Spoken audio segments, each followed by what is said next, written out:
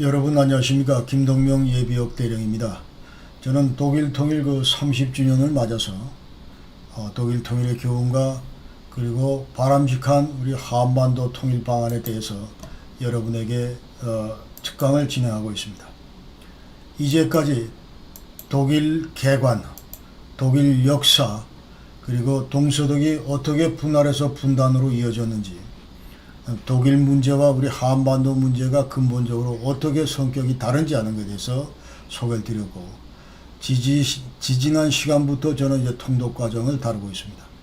먼저 동구권이 어떻게 몰락해서 이것이 동서냉전 와해로 이어졌는지 이 과정을 소개를 드렸고, 지난 시간에는 이제 동독 주민들이 왜 동독을 탈출하는지, 어떻게 동독을 탈출했는지 여기에 대해서 소개를 드렸고, 이제 오늘은 이제 많은 동독 주민들이 집단으로 서독으로 탈출하는 그런 장면을 여러분에게 소개를 드리겠습니다. 분단 당시에 동독 주민들은 서방권에 대해서 해외여행은 상당히 제약사항이 많았습니다. 그래서 이 서방권에 대한 해외여행을 할 수 있는 그룹은 연금 수령자거나 아니면 SED 당에 상당히 충성스러운 그런 집단들만 가능했습니다. 일컬어서 이제 라이제 카드라고 하는데, 당성이 충실한 예술가들이나 아니면 엘리트 체육인들이나 아니면 정치가들이 이 부류에 아주 속하게 됩니다. 그 다음 일반 동독 주민들도 해외여행은 하긴 했으나, 그러나 근본적으로 서방국가에 대한 해외여행은 불가능했습니다.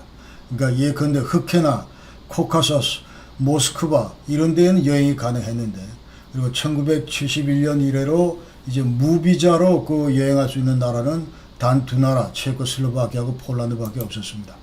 그리고 비자가 필요한 사회주의 인접국들은 이제 불가리아, 북한, 몽고, 루마니아, 소련, 헝가리가 되겠고, 1988년 말까지 이제 동구권 국가들은 이제 사회주의 형제국 주민들이 만약 자국 땅에서 제3국행 여행을 요구할 경우, 이것은 근본적으로 이제 허용하면 안 되는 그런 합의를 했습니다.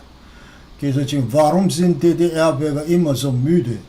Weil es seit 40 Jahren schon bergauf geht.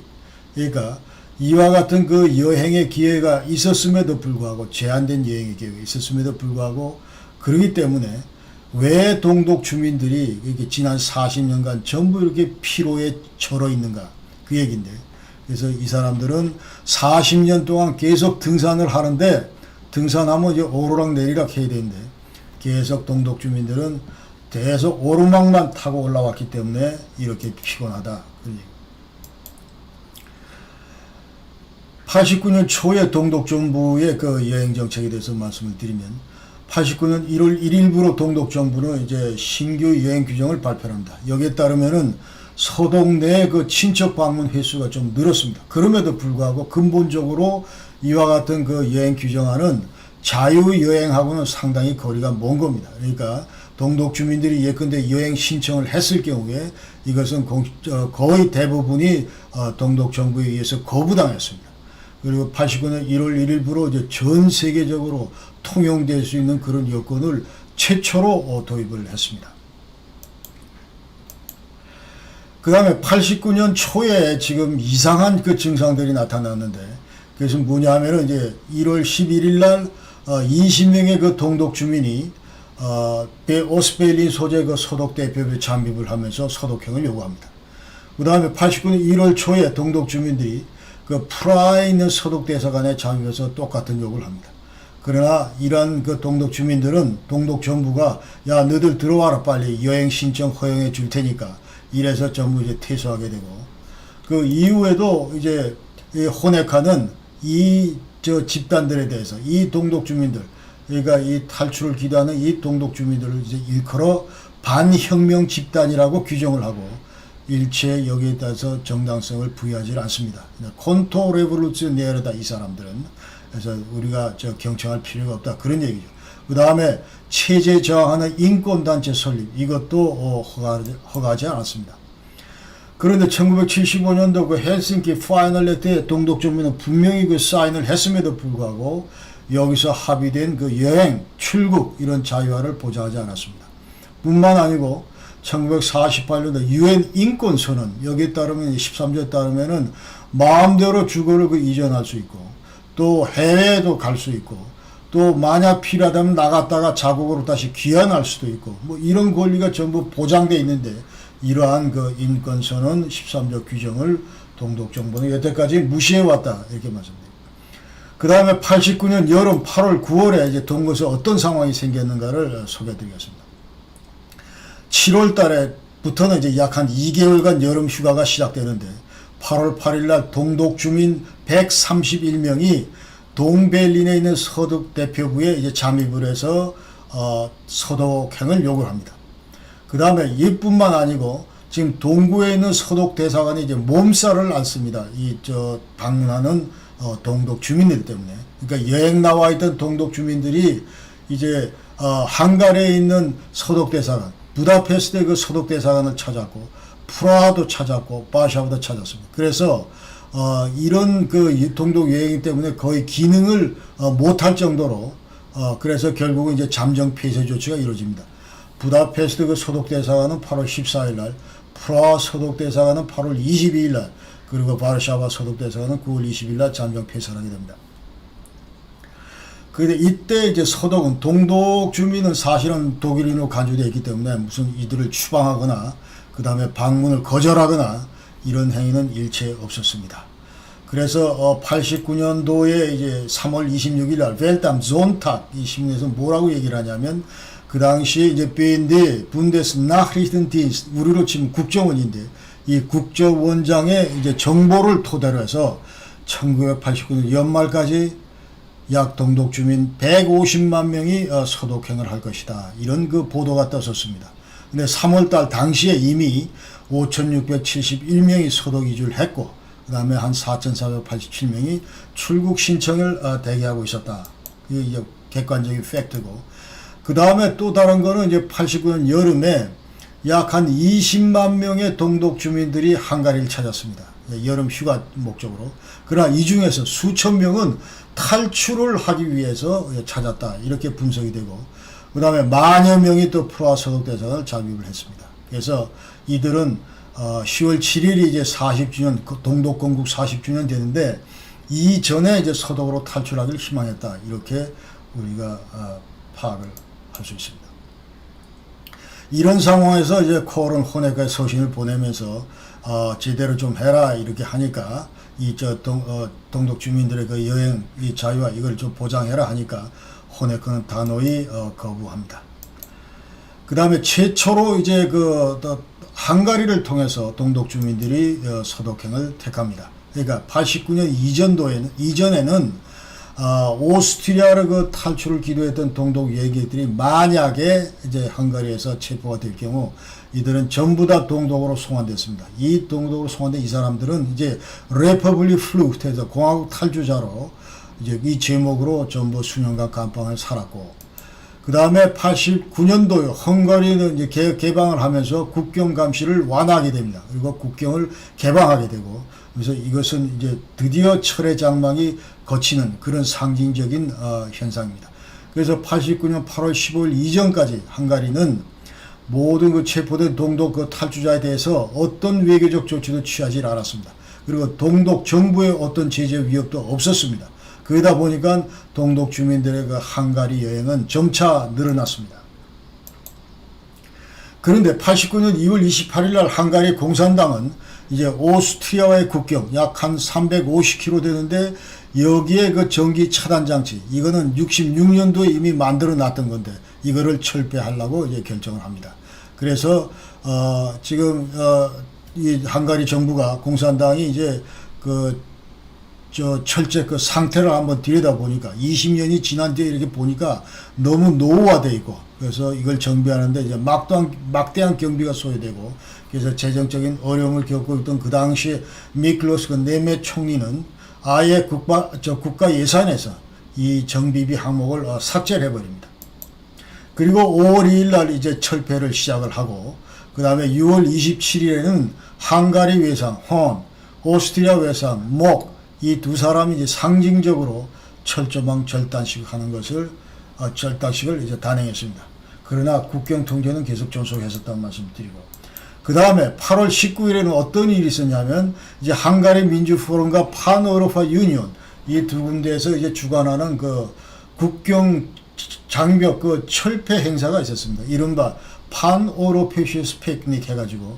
근데 이 행사에 많은 동독 여행객들이 이제 참석을 했는데, 이 행사는 이제 수시간 동안 이 문호를 개방하는 겁니다. 그러니까 동구가 서방을 상대로 문호를 개방한다는 그런 제스처로 이제 이 문호를 개방을 했는데, 요 틈을 타고 800에서 900명의 동독 여행객들이 이제 오스트리아로 탈출했습니다.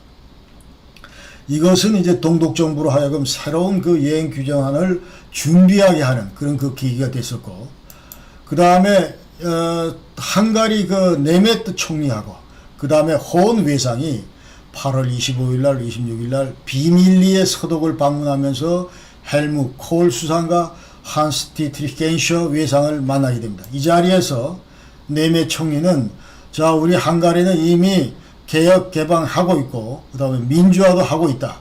그리고 우리 헝가리 주민들은 88년 초부터 해외여행을 자유롭게 하고 있다. 이런 얘기를 이제 전했고, 그 다음에 이 회담에서 콜한테 한 얘기가 Eine Abschiebung der Flüchtlinge zurück in die DDR kommt nicht in Frage.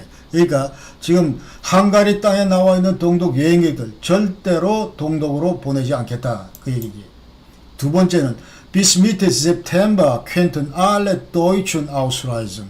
그래서 아마도 9월 중순까지는 지금 우리 땅에 있는 모든 동독 여행객들은 서독행을 할 수 있을 것이다. 세 번째는 Die ungarische Regierung verlangt keinerlei Gegenleistung. 그래서 이 네메트는 어떤 형태의 그 반대급부도 요구를 하지 않았고, Ungarn verkauft keine Menschen. 그래서 우리 헝가리란 나라는 절대로 사람 장사하는 팔고 사고 하는 그런 나라, 국격을 갖춘 나라가, 그런 국격을 가진 나라가 아니다 하는 것을 얘기를 했습니다. 여기에 대해서 헬무 콜은 어떻게 화답을 했냐면 헝가리에 5억 마르크 차관을 제공하겠다. 두 번째, 헝가리인에 대해서, 헝가리 사람들에 대해서 이제 무비자로 소득 입국을 허용하겠다. 세 번째, 헝가리를 이제 유럽 공동체에 진출하는데 우리 독일이 앞장서겠다. 이런 얘기를 이제 합니다. 그래서 실제로 나토에는 99년도에 그리고 EU에는 2004년도에 가입을 하게 됩니다. 이와 같은 그 헝가리 조치, 여기다 오스트리아 국경을 철폐하는 그런 헝가리 조치에 대해서 고르바초프는 어떤 반응 보였을까요? 그러니까 헝가리 국경, 이거는 전혀 문제다. kein Problem. 이건 전혀 문제 없다. Die Ungarn sind gute Leute.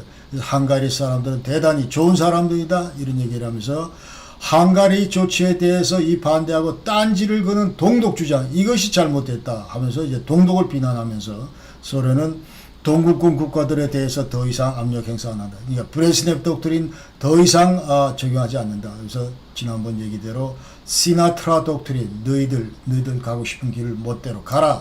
이런 얘기를 했습니다.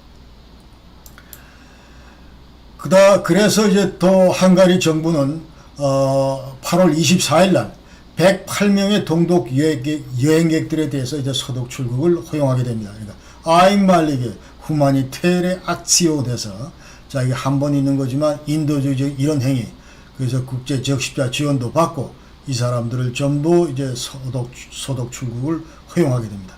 네, 8월 25일 날 오스트리아 국경 개방 이거를 약속을 하게 되고, 그리고 이러다 보니까 8월 27일 날은 동독 그 방문객들이 1,400명, 그 다음에 9월 2일 날은 3,500명, 이틀 뒤에는 4,700명, 이런 식으로 이제 계속 늘어나게 됩니다. 그러면서 헝가리 정부는 9월 10일, 11일 날 완전히 국경을 개방했습니다. 오스트리아 국경을 개방했습니다.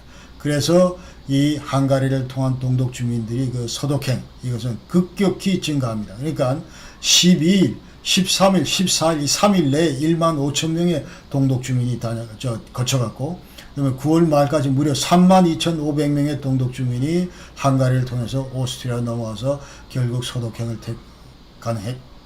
했다. 이렇게 말씀을 드리고, 헝가리는 이 기간 중에 수용소 시설을 짓는데 영향이 없었다.